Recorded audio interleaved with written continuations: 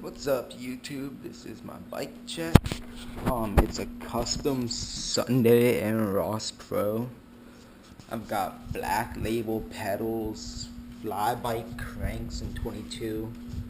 I don't know if you can see this, but a stolen eternity sprocket. Mission complete rear wheel with a Odyssey Elm Street tire. I got some, I don't know, like nitrous valve cap thingies, and a high pressure back tube, don't know what brand. Stock and Ross Pro frame.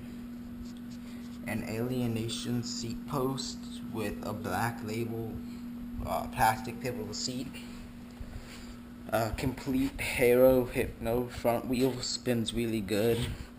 Same valve cap, same high pressure tube. An animal headset with an Eastern chocker 3 stem. Black label bars with ODI long neck grips. And stock bars. Bobo brand seat clamp. And a stock frame. It's kind of dirty right now. But yeah.